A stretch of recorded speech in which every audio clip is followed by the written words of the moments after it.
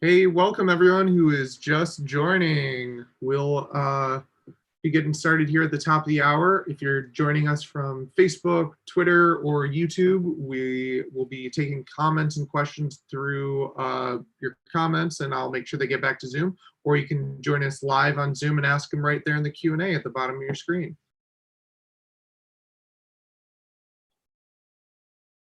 Thank you, Dylan. And we just want to welcome everybody who's joining in. We're excited to have Jon Yablonski here today. He is a UX designer, and he will be speaking on specifically the laws of UX, which is also his recently published book on the psychology of UX design. So really excited to have him here today. I know there's a couple of you that are just joining in as well. Welcome, those of you who are just signing in. We'll get started here in just a minute, so feel free to grab your lunch, sit back and get ready for a great talk by Jon. Really excited to have him here and part of this AIGA Detroit series.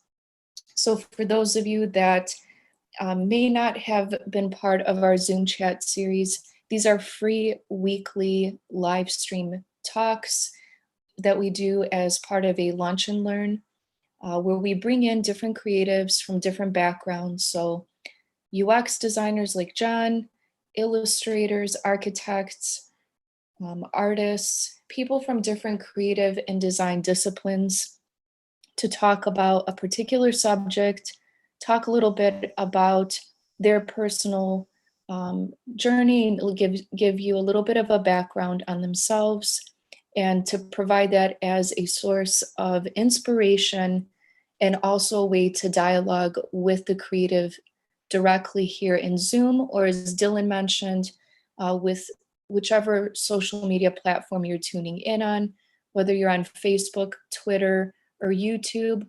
Feel free to ask Jon any directed questions by leaving a comment. And for those of you that are here in Zoom, at the bottom of your screen, you're going to have a button that says Q&A.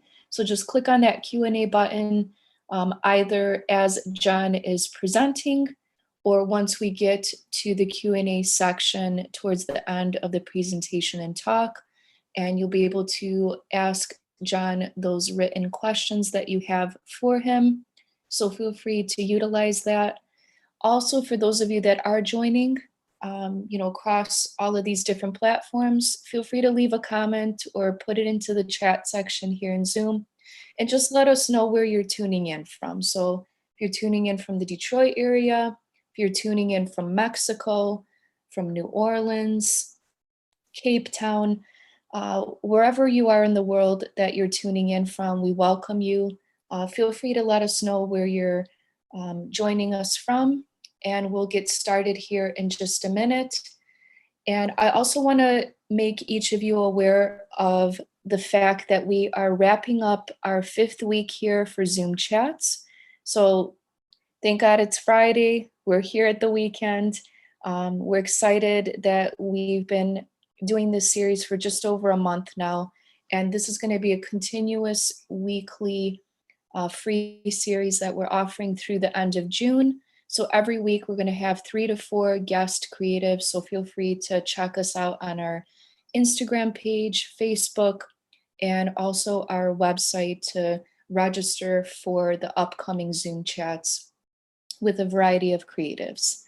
So with that being said, I'm excited to welcome Jon Yablonski. He's a UX designer, he's an author, he's also a product designer, really great, creative, really thoughtful designer, makes some really interesting work. So definitely feel free to follow him and his work, and I'll be posting some of those links to chat.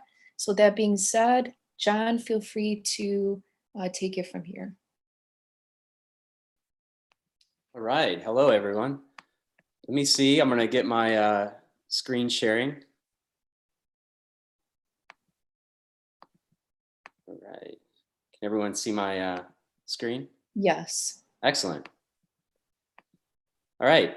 Well, thank you today for having me. I'm excited to share, a little bit about something I've been working on recently, and I'm excited to answer questions and do all the things. So, hello, I'm Jon Yablonski. I'm a little bit about me. I'm a multidisciplinary designer. I do quite a bit of speaking and quite a bit of writing, and quite a bit of side projects as well. And I think that I'm actually really excited about side projects. The one I'll be sharing about today has actually been an ongoing one for me for quite some time. So without further ado, I'll kind of get into that. So back in early 2018, I launched a website called Laws of UX. And it really was just an opportunity for me to kind of dive into this intersection of psychology and user experience design that was really kind of pertinent to the work that I was doing at the time and still is. And that project just took off. There was an amazing response from the design community at large and even beyond the design community. And it evolved into a book that was recently published by O'Reilly. That is actually what I'll be kind of diving in today. And the book's available online and all kinds of places, but I'll give you today a little bit of an overview of what's contained within that book and kind of what the philosophy behind it is. So quick overview of the chapters themselves. I cover quite a bit of common design UX heuristics. Some of these a lot of people are familiar with, some are a little bit more obscure. And I even kind of cover a little bit of how to apply these practically to your design practice, and then also, really when you shouldn't necessarily kind of use some of these heuristics. So that more kind of with power comes responsibility aspect of our jobs as designers and technologists. And it's not a comprehensive list by any means, but it's definitely the ones that I've found are very clear and directly applicable to what we do as designers. So the first one I'll kind of go through, just getting a few of the highlights of some of those that are some of my favorites. Jacob's Law, which really states that users spend most of their time on other sites. And this means that users prefer your site to work the same way as all the other sites they already know. And I mean, this was kind of put out there by Jacob Nielsen in 2000, very specifically referencing the internet, but I think it's really broadly applicable to really any digital interactive experience and even beyond that. And it builds upon this kind of psychological concept known as mental models, which I'll kind of talk about here. But the larger image on the left you see is kind of this more control panel, toggles and switches and buttons, which, by the way, I love control panels. This one happens to be a NASA control panel featuring Futura all over it. I love this, but you can see how these old school kind of toggles and switches found their way into the digital space. The image to the immediate right to that is just a quick sticker sheet of material, Google's material design form controls. And you can see that kind of mental model that people have carried over from the physical space, toggles and switches and buttons and how those work, has been kind of grafted into the digital space. And it kind of, people understand how they work almost kind of innately because of how they function in the physical space. So that was kind of the origins of a lot of the form controls we're all familiar with today. Another example I like to point out in the book relative to Jacob's Law is, the idea of mapping. So in the top right corner, you'll see, a seat controls that are actually mapped to the shape of a seat. I believe this is coming from an actual, like a Mercedes, but the idea is kind of brilliant in that instead of just like a toggle, like a row of toggles that control the seat, you can actually map the buttons in the shape of the seat and just communicate the part of the seat that'll be controlled via that switch. And it just kind of intuitively helps people understand how to use these controls and what they'll be manipulating when they do. which is, and as UX designers, it's these kind of patterns that I think of make our work much, much more effective. The example in the bottom right is actually a screenshot from Etsy. And it illustrates, and I kind of go into detail in the book about how a lot of e-commerce platforms have leveraged some of the kind of analogies from the physical space into the digital. For example, this metaphor of a shopping cart and placing things in the shopping cart. And just the physical location of the shopping cart icon being pretty consistently in the top right of an e-commerce sites helps people just mentally know where that is. So their mental model is formed from other experiences, and they're able to just immediately look for and know where their items that they've added to their cart will go. Another thing I kind of point out relative to Jacob's law in the book is this idea of mental model discordance. And the actual example I'm showing here is from YouTube. YouTube has been really good, and Google by extension has been really good about doing a good job of minimizing mental discordance. So this was a big kind of, the image on the left was kind of an older version of YouTube. And when YouTube started kind of released an updated version, instead of just flipping on the switch, they rolled it out and let people revert back to the older version if they preferred that for a temporary point of time. And what they did by doing that was effectively minimize this kind of drastic shift in the UI that so often we see in the digital space that people have adverse reactions to.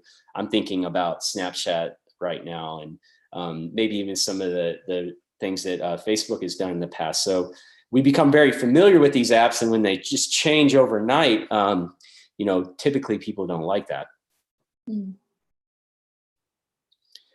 Also, throughout the book, try to kind of draw very specific UX techniques to these individual heuristics.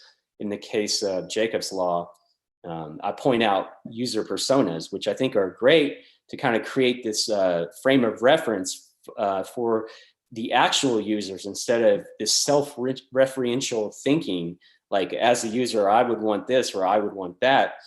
User personas, when they're done, correctly, it helps designers get outside their own kind of self-referential mindset and think about the needs and the users of the people that are needs and objectives of the people that would actually be using the product or service that they're designing. Another one that I point out in the book that is one of my personal favorites as well is the peak in rule, which is actually more of a cognitive bias. And what it states is that people judge an experience largely based on how they felt at its peak and at its end, rather than the total sum or average of every moment throughout the experience. So what this is really saying is quite kind of pivotal, in that people aren't going to look at every moment during an experience, whether that's going into into a store or interacting with a website, whatever it might be. They don't average out systematically how they felt throughout the whole thing and then give a grand total in their head. They actually kind of latch onto these peak moments, these emotional moments, specifically, a moment during the experience and then the ending of the experience. And this was kind of first kind of discovered by Daniel Kahneman, the psychologist, who him and his associates actually did a really interesting study called "When More Pain is Preferred to Less," where they had two groups of participants. The first trial dunked their hands in pretty cold water for about 1 minute, and then the second group dunked their hands in the same temperature water for 1 minute, but then dunked their hand in slightly warmer water for an additional 30 seconds. And what they found was super interesting, because they found that the second trial, when asked, was more likely to do the experiment again. Even though it was a longer experience for them, they kind of mentally created this kind of takeaway thought, this experience, a memory of the experience that was more pleasant. And Daniel Kahneman actually continued his experiments with other medical procedures that and saw very similar results. I think if you think about the peek-in rule and you apply that to the digital space, you see examples of this all over. You know, one of my favorite examples is MailChimp, who actually, you'll see the big image on the left. If you've ever had to do a newsletter and you're using the MailChimp service, it can be kind of stressful to hit that send button, you know, because there's no takebacks after you send out that communication. And you might craft that communication, make sure every word is spelled correctly and everything looks just right. In that moment of hitting the send button to however large your audience is, that can be pretty intense. It can be an emotional peak of the experience of using the MailChimp app. So I think MailChimp does a brilliant job of kind of showing Freddie, their mascot, kind of his button hovers over the big red send button, you know, right before you're going to, you know, in this confirmation mode that you get. And it's just a really smart example of they're kind of making light of what could end up being kind of a stressful situation. And it kind of helps form a more positive overall experience in you, the person about to send the newsletter. And then once you hit send, you'll see that on the top right, Freddie gives you a high five, which I think is just a fantastic way to kind of celebrate with you once you went through this process of creating the newsletter and sending it. And then the ending of that experience is Freddie gives you a high five. And they do make that interactive. There's a nice little Easter egg in there, which is just brilliant because it really just kind of forms this positive experience overall of using MailChimp. Another example that I love pointing out is Uber Express Pull. In the bottom right, you'll see an example of Uber Express Pull where they identified some of the biggest pain points that people had using Uber, and you know, specifically Uber Express Pull, is that waiting time can be quite painful. And there's actually just so much research around waiting in psychology that can be directly applied to user experience design. And you know, I think the UX researchers at Uber saw this and they did a really great job of introducing information and features that kind of entertain and inform users of the app when their ride's going to be there. And it just kind of eases that pain point of the waiting experience. So, you know, what could end up being kind of an emotional, you know, negative emotional experience from the waiting time of waiting on your ride, they turn into a positive, which is really great. And again, I like to tie a lot of techniques to some of these heuristics and principles and cognitive biases within the book. I think journey maps is a particularly interesting one when you think about a timeline experience like the peek-in rule is related to. So journey mapping is great because it gives you this visual artifact for how people use a product or service through this narrative timeline while trying to accomplish a specific task. And what's really interesting about journey maps specifically is that you can kind of pinpoint how people are feeling throughout that journey. And you can visually see what the peak, whether it's negative or positive peaks, and what that ending experience looks like in the context of the entire experience.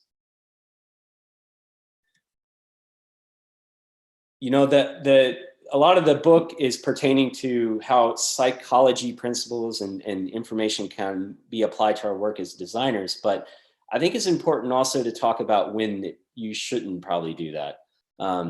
Because I think with power comes responsibility. So it's critical that we consider how products and services have the potential to even undermine the goals of the people using them.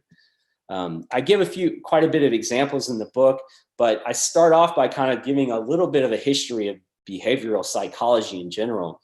This is actually the B.F. Skinner's operant conditioning chamber, also known as the Skinner box. And this is a notorious little contraption that he tested pigeons and rats in, and how they respond to stimuli. So he really kind of figured out how to shape behavior in these animals by providing a stimulus and then rewarding them in return for performing a specific action. And over time, what he found out was that he could actually shape their behavior pretty consistently. Now, if you think about that and you look at the digital space, you see that all over the place. And I think as designers, one thing that's important to be cognizant of is, to understand when and how not to manipulate people. You understand how technology could shape behavior. So I'll give quite a few examples of that. The top left, or the big image on the left, is actually Twitter's pull down to refresh pattern that they use, which is really convenient. But I think one of the things it harkens directly back to B.F. Skinner's experiments with this kind of intermittent variable rewards, where every time you pull down to refresh, for example, you're not sure how much of a reward or if you'll get any reward. And it provokes people and the animals, in the case of B.F. Skinner's experiments, to repeatedly pull down, or in the operant conditioning chamber, to constantly pull a lever. And so the behavior of kind of pull down to refresh is really interesting, because it harkens back to that experiment of behavioral psychology. And it, by no coincidence, has a lot of similarities with pulling a lever on a gambling machine as well. You never know what you're going to get in terms of posts that kind of refresh and information and the like.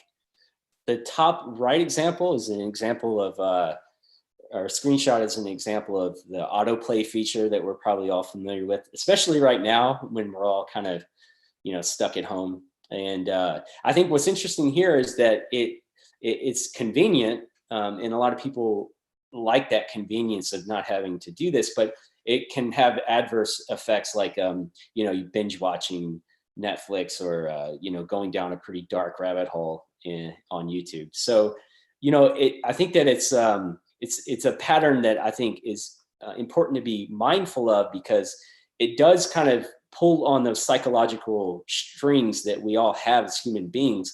But there's considerations that could be considered potentially unethical in some ways, in terms of the person using it and what their end goals are. And of course, the bottom example is an example of Facebook's like button, which I think is a great kind of, it exemplifies this social affirmation that is inherent in a lot of the social media platforms that we all know and use. And I think that this is also has its roots in psychological kind of satisfying very specific urges that we have as human beings, and it has the potential to undermine the goals and objectives of the people using it. And that's really kind of the crux of what I wanted to share today. There's obviously a lot more that I covered in the book, which is available on Amazon and all over. And also kind of talk about how these principles can be applied practically in your workflows and things like that. So yeah, thank you for letting me kind of go through that. And I'm looking forward to the Q&A. Okay, thank you very much, John. For those of you that are here within Zoom, feel free to use the Q&A button to ask John some direct questions, either related to some of the things he mentioned, or some questions that maybe you guys have related to design, UX, and the like. And we're going to use the next about 15 minutes or so to do the Q&A portion. And then for those of you that are tuning in from outside of Zoom, whether you're watching this on Facebook, YouTube, or Twitter, feel free to comment within your specific social media page for questions that you have to John. And John, I wanted to also, go ahead. There's a question here. Great. Okay, so Sean, thank you, Sean, for the question. Sean wants to know, is there a site that would accompany the book? Well, there absolutely is. Yeah, it's called lawsofux.com. All right. And I'll go ahead and drop a link to that in the In the chat. Okay. Yeah. Yeah, it's a great website and a great resource. And then Adam has a question, or he actually just has a comment. He said, thanks for the overview and knowledge. Thanks, Adam. And then Keith, he says, hi, John, do you have mostly UI laws or have you added more on user research, information architecture, and content type of laws? Yeah, absolutely. I think that, you know, a lot of the things that are in the book are, it's a mix between heuristics and cognitive biases. There's kind of a mix of information in there. And then everything that I kind of highlight in the book is actually, I want to highlight the origins of that, which is quite often rooted in some pretty, you know, deep it's research that's either been done by psychologists or done by UX researchers. So there's a lot there. And I think that's a very important part of that, Keith. It's like each one of these heuristics has a history of how it evolved. And, you know, it's really important to consider that in the context of not only what the heuristic or principle is stating, but you know, how that applies to interactive experiences now. Thank you, John. Yeah. Okay, there's some more questions coming in here. All right. Yeah. And meet. Hello, John. Hi. How can we gain more depth in coming up with solutions for a user when working on a project? You know, the principles that I kind of put forth in the book are in the heuristics they're pre-existing. You know, I didn't make these up, but the origins of the project actually for me was I was working on something and I didn't have data. I didn't have interview data, whether it's qualitative or quantitative information to work off of. And I think to, you know, directly answer your question, it's user research, really. If you have that, that's invaluable. And really, when it comes to more depth in coming up with solutions for users, go to them first. Ask them, you know, what would work for them, what their problems are, what, you know, define the issue based on how they're actually using a service, and then base your design solution around that. Mm. All right, so Michael Crum. Hey, Michael. The links to his book are on the invite page too. Yes, they are. Thanks for that. All right, Bart. Super user opinionated question. Are ghost buttons usable in terms of discoverability?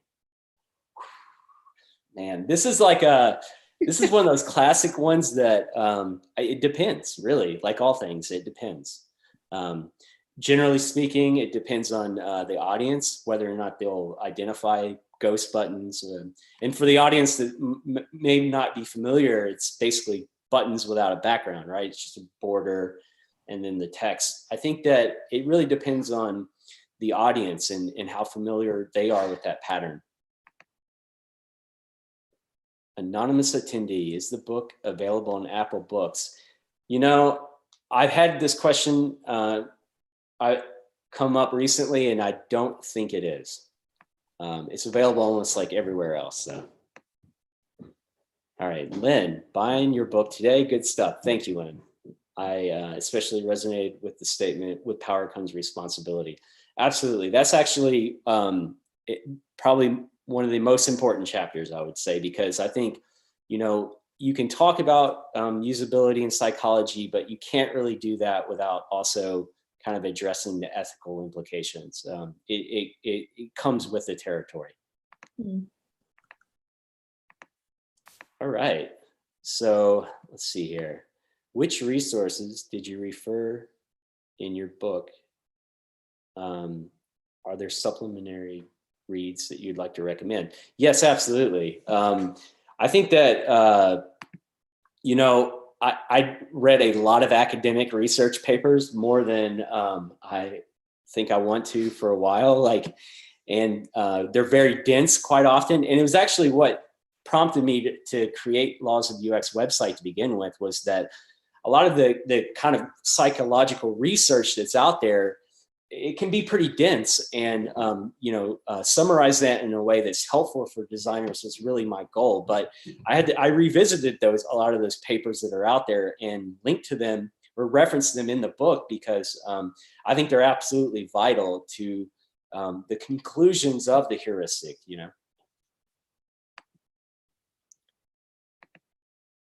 All right. Is there any specific process for UX research that we can use for an example? When it comes to UX research, I think there's all kinds of things, right? It's a pretty vast toolbox. I think, I point out quite a few of them. I think, personas is an important one. Journey mapping is another very good, but when it comes to just user interviews and things like that, I don't think there's much that can compete. So, a lot of the heuristics that I've defined are really kind of like guidelines for UX designers, where the heuristics that I aggregated are really good guidelines for designers, but it doesn't substitute actual user research. So that's, qualitative research like user interviews and usability studies and things like that. And then John, there was one question before that. There was a question from Ming. He said, oops, where's it? As a designer, what is your professional stance on ethics in UI design choices? For example, really small close or X buttons, landing pages with no navigation exits, and big buttons that say buy. Yeah, I mean, these are, Ming, thanks for the question. I think these are classic dark patterns, right? I mean, my stance on those is don't do them. No, there's always like there's gray area in a lot of those, like anything ethics related. But, I think that we're coming to a day and age where people recognize dark patterns. And when they see those, it forms an opinion, a negative opinion. So the days of tricking people with dark patterns, I think, is over. And, I think that if you're still doing that, I think, you'll be on the losing side of history, because people are starting to kind of get fed up with them. And then John, there was a question posed here within the chat section from Joe Morris. Thank you, Joe. He says, congrats for the book. I loved the site. It has a lot of reach with my UX colleagues. He says, you mentioned B.F. Skinner. Are there other cognitive scientists you cover in the book, or would you recommend for future reading? Yes, absolutely. I mean, there's so many. It reads up like it kind of is almost like a lineup of like notable or infamous psychologists. But I try to, with every chapter, really point back to the research and the origins of that heuristic or principle. I shared Jacob's law. And I think I pointed, and I point back to the origins of that, Jacob Nielsen's work. Daniel Kahneman is there's so much great stuff that he's done in the field of psychology over the years. I reference quite a bit of his work. If there's one book that I think you'd want to buy, it would be Thinking Fast and Slow, like Daniel Kahneman.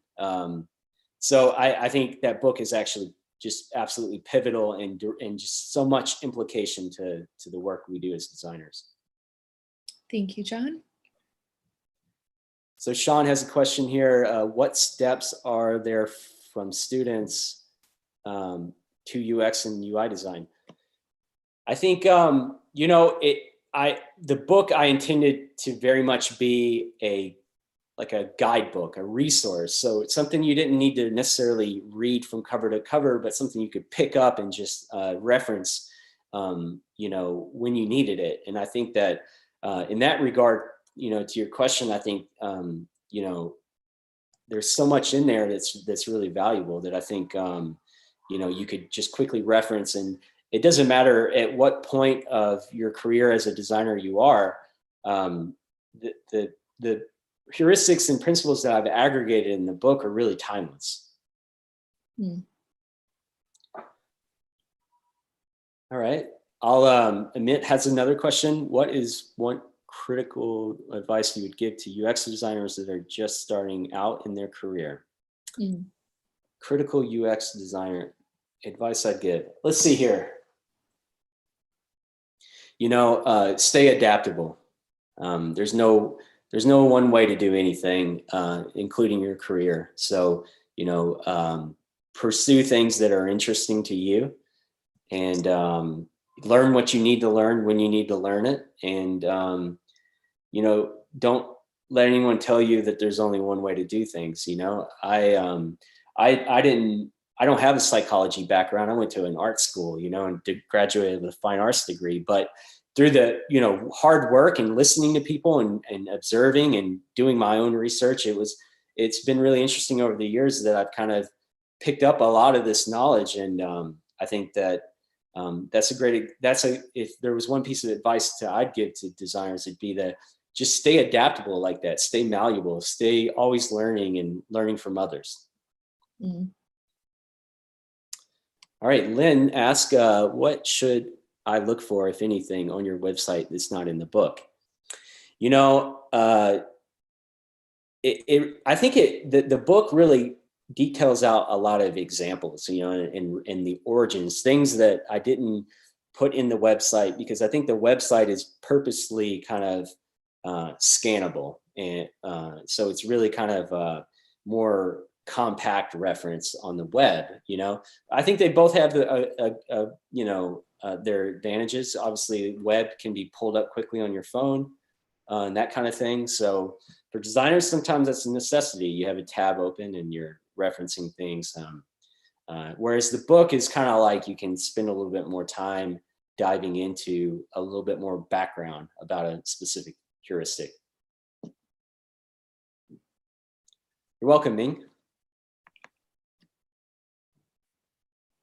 All right, Keith asked, which journalists or conferences or other sources of the psychology research did you find most useful? I've scanned the literature, but it's hard to find the research that is applicable for what we do. I absolutely agree with you. I think that, psychology has such a rich background and so much work has been done over decades and decades of research there. But, taking this knowledge and kind of grafting it into the work we do as designers, there's no one obvious kind of point of entry, and oftentimes you find yourself referencing all kinds of things. So some of the places that I find myself looking at quite a bit is the Norman Nielsen Group blog. I think they put out just fantastic information. And it's a go-to resource for me, probably my favorite. Outside of that, I think, anything that Daniel Kahneman has written around design, absolutely fantastic. Susan Weinschenk, I think, has put out amazing research and books as well. There's a lot of great stuff out there. You just have to be willing to spend the time and get into it. Thank you, John. And then Jay had a question here. I think he posted it also to chat. But it says, in the book, you talk about applying psychology principles within the design team and cultivating the team values and culture. Yeah. Can you talk about how you might cultivate the value of psychology and design outside of design team, such as between departments or with leadership? Yeah, that's very interesting. I think that, I point out in the beginning of the book, if there's anything that I think would be a great kind of a secondary skill set for designers is this kind of psychological understanding. I think a close second to that would be understanding business, because when it comes to stakeholders, you kind of have to speak their language. You can't expect everyone to understand the value of design just innately. And sometimes you have to relate that to something that they do understand. So if that's going to be communicating the impact of these heuristics and in the language of business, that's from my experience, at least, that's how you go about having to do those things. Thank you, John. Just going through these real quick. There was something else here in chat. Oh, Kay has a question here in chat. Kay says, given that you're a senior and seasoned designer far along in your career in education, what's the best UX related book or online resource you've loved or learned from in the last year? Yeah. Great question. I think, The Design of Everyday Things by Don Norman has been an absolute, every time I pick that book up, I learn something new. It's been invaluable. Can you repeat that again, John? The Design of Everyday Things. Design of Everyday Things. Okay, thank you. All right, and then Michael has a question here. He says, I tell my students, use your superpowers for good. Yes, absolutely. It's Okay. important, especially, it's important that I think, and kudos to you, Michael, I think it's important that teachers are kind of putting that in the education as opposed to the students having to kind of, this figure out later on that maybe that's important. Mm-hmm. Thank you. And then Anna here has a question. She says, I saw that you are updating your Laws of UX website. Is there going to be more content? Are you planning part 2 of a book? The book was the first book I've ever written, and it took a year and an incredible amount of sacrifice and dedication and hard work. I don't think I'm going to be writing a part 2 anytime soon. So I'm not planning on that. But the website, I am kind of giving a new coat of paint. I think adding new content is a necessity, right? Because there's so much valuable information out there. Mm-hmm. And so absolutely, yes, I'll be adding more. Okay, thank you. That's great to hear, John. Thank you. Okay, and then looks like there's another 2 questions here from Keith. Are you good for about another couple minutes? Oh, yeah. 5 Yeah. minutes? Okay, great. All right, Keith here, his first question is, what other books do you recommend? For example, when I taught this, I used, he has a link to this Amazon link as our textbook. Is that one you found useful? Yeah, I'll open this one real quick. Designing with the Mind. I actually haven't read this one, but I'm familiar with it. Yeah, thanks for sharing this, Keith. Okay, and then let me just double check in chat here. I didn't miss anything. Okay. All right, yeah, looks like those were all the questions. If you guys do have additional questions for John, we do have a couple more minutes, so feel free to ask away here in the Q&A, or feel free to ask within the comment section. I know, thank you, Dylan, for posting those questions that people have been asking outside of Zoom. So if you do have questions for John, feel free to go ahead and type those in. I hope I got to all the questions too. I know there was quite a few, but Keith, I saw you had a second one. I think that, I always would go back. Design of Everyday Things, Don Norman is just, and really any of the books that Don Norman's done, I've referenced quite a few of them, have been really good. Another one that I've found pretty valuable is, one by Aaron Walter for, it was published by A Book Apart, called Designing for Emotion, I believe. Really, any of the Book Apart books are fantastic. And they do focus primarily on, front-end web development and things like that. But their design books as well are just super digestible. They're short, to the point, very practical. And just always, I find myself coming back to them over and over. Nice. Thank you, John. And then one question I had for you is, John, how did you come up with not just really researching the psychology behind UX design, but what really prompted or stirred that for you initially to create the Laws of UX site and use that as a resource? Was it a project? Was it something that came up at work? If you could talk a little bit about that. Yeah, absolutely. No, it's a great question. I think that you know, one of the first projects that I ever did, like massive projects that was automotive related, actually, I got dropped into a team working kind of almost embedded with them, and I found myself having to kind of justify design decisions, but not necessarily having any research or data that really validates a lot of the design decisions that I was suggesting. And I think, you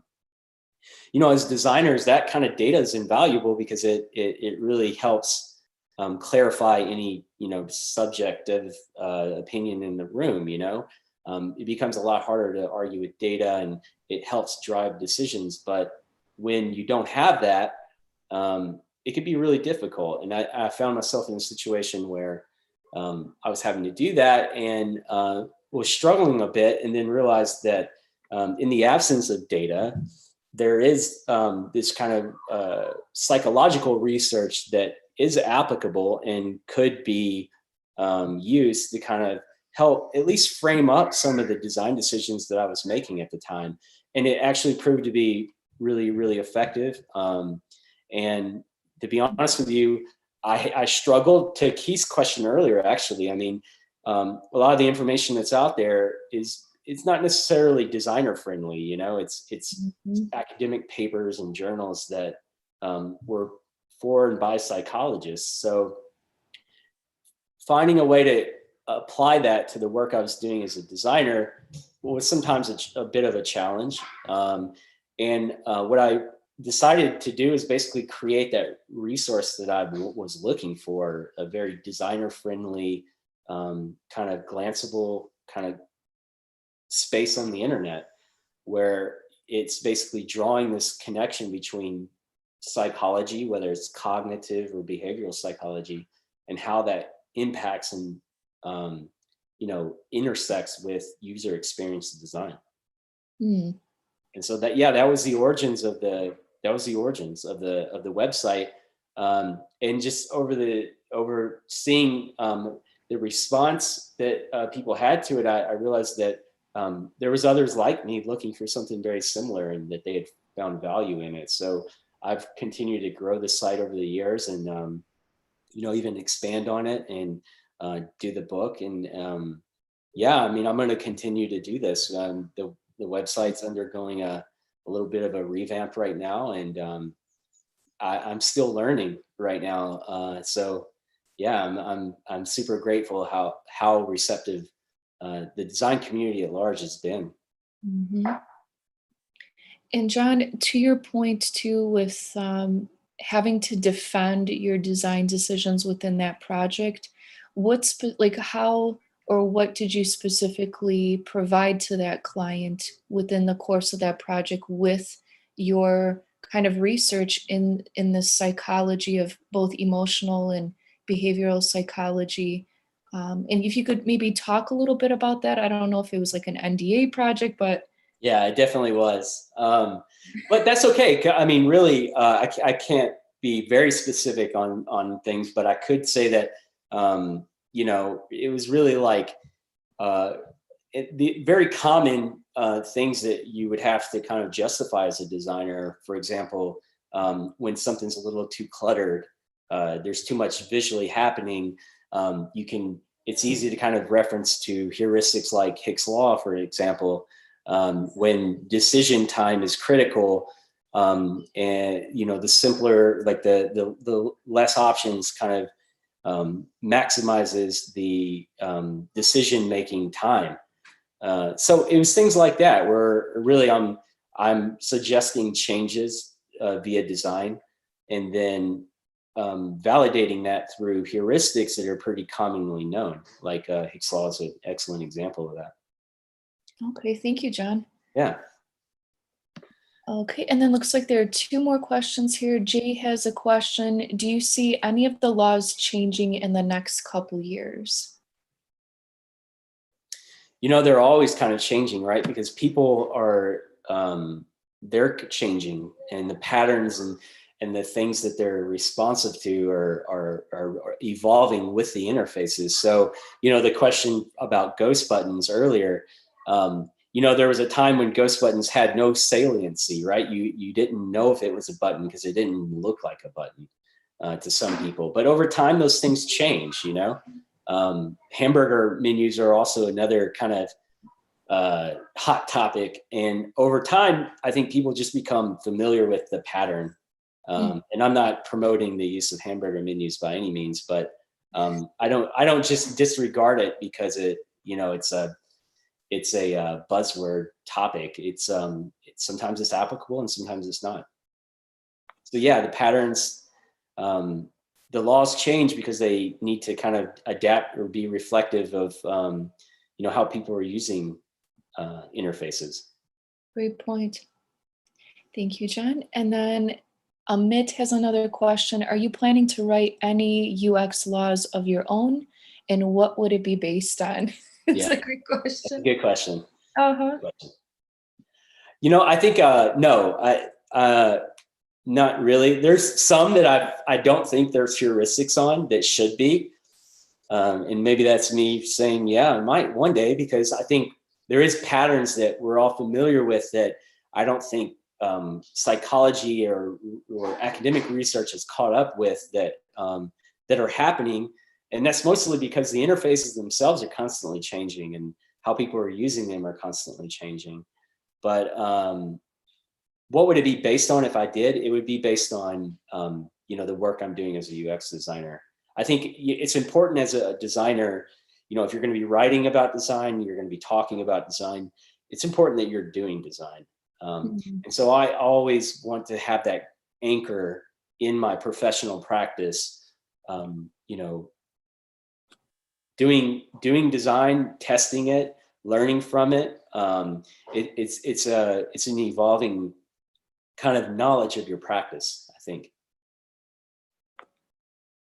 Thank you, Jon. Yeah, that's a great point to have, because there are a lot of people writing about design and are not practicing it. So yeah, that's a key thing to have, like you said, as an anchor. Yeah, absolutely. And you do both very well. I mean, like the research that you have, but also just the design itself is beautiful. So yeah, really, really respect what you're doing, Jon. It looks like there's one more question in here in the chat section. It says, what types of products, industries, domains, and things in the world right now do you feel are the most interesting stuff happening in terms of innovation or groundbreaking UX design? Wow, that's a lot. Yeah, there's a lot. I'm looking for that one so I can kind of process it. Oh, it's in the chat section. Okay. Yeah, by Kay. Okay, what's up, Kay? By the way, Kay was the one that gifted me the design of everyday things, which has been absolutely nice. Thank you, Kay. Okay. You're awesome, man. Industries, domains, products, things in the world right now that you feel are most interesting stuff is happening in terms of innovation, groundbreaking UX. Everything has its faults, like I've always been a big fan of some of the ride sharing apps. I think they have just absolutely groundbreaking teams that are really just iterating on their product really well. Netflix is another example of this. And I cringe when I say Netflix because they're doing some things really well, but then there's things that are just kind of sometimes could be a little undermining to people, right? No one wants to binge watch Netflix unintentionally, and yet it happens because these teams are doing such a good job of tapping into that kind of psychological framework that we're all kind of governed by.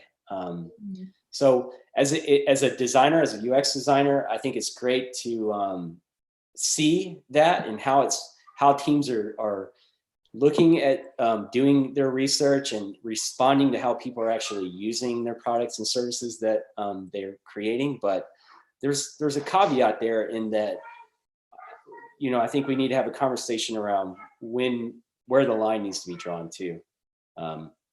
yeah, I mean, Netflix, all the video streaming stuff right now is people are doing really well. The thing I love about UX design is that it's not over when you put it out there in the world. You have time to watch how people are using it, iterate on it, and update it almost, you know, daily, if not hourly. And so that's kind of fantastic. It's a feedback loop that I think lacks in a lot of design in other industries, is that we can just rapidly iterate in the digital space. And I think it shows in the products and services that are out there now that are just, you know, really great. Thank you, John. And yeah, I think, yeah, ride sharing apps, they do a really great job with it. And like you mentioned, Netflix, whether for good or bad. Yeah. You know, I was reading how they're, you know, they're kind of crafting this algorithm that responds to what the viewing patterns of they know that people are responding to in terms of the shows they're watching, and being able to kind of fine tune the app based on that kind of behavior, I think is it's absolutely fantastic. Because in the past we've had to kind of, you know, we've had to look by observation and data, kind of collect all this, but they're almost kind of automating that to a point where it's almost it's I feel like it's transcended to another level. And so it'll be interesting to see how UX researchers are leveraging AI and machine learning to do good or do bad in terms of user experience design and iterating on products. Mm. Yeah, very, very good point. There's one more question here, John, from Ming.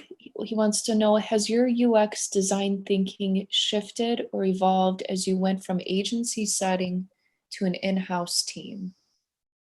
Yeah, absolutely. Yeah, I think you know, the kind of nature of working in an agency versus in-house product side is just a lot different. And it's still, you know, you're still leveraging that kind of foundational design knowledge and practice that you know you cultivated over the years, but how it kind of makes its way into the work of, you know, the product or service that you're working on. It's sometimes it changes, you know. One of the things I've really enjoyed about going in-house, working on a product, is that you can focus on evolving that product and going really deep, which you don't necessarily always get on agency side when you're kind of doing a 3 to 6 month kind of long project and then you're moving on to the next one. So it's great. It's just great in a different way. Great answer. Okay, with that being said, I think that wraps up the rest of the questions. There's a lot of really positive feedback people have left here, John, for you in the chat section. I'll be sure to get that to you. Thank you. And John, I really appreciate your time today in speaking with our audience and speaking about your book on the laws of UX, and also just for giving us a great resource in general to the community, the creative community, both with your book and your website. I think it's a blessing and a really great guide for anybody who wants to understand the psychology behind design, specifically UX design. So really appreciate your time. I want to thank everybody who's been here in attendance, who's tuned in to hear from John.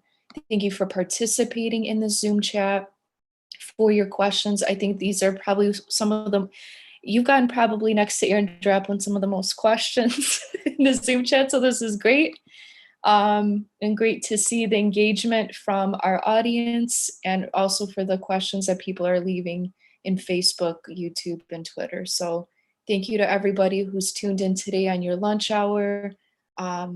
Yeah, it was great hearing from you, John, and also great hearing from our audience here in the creative community.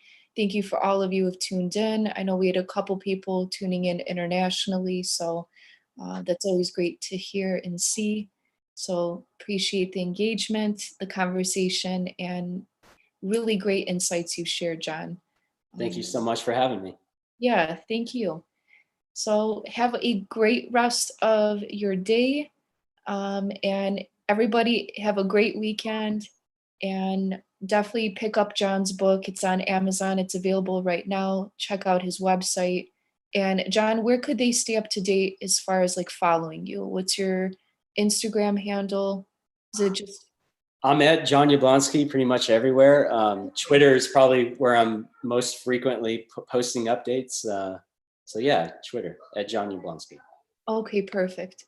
And then there was just one last question. Michael wants to know, where will we get access to this video?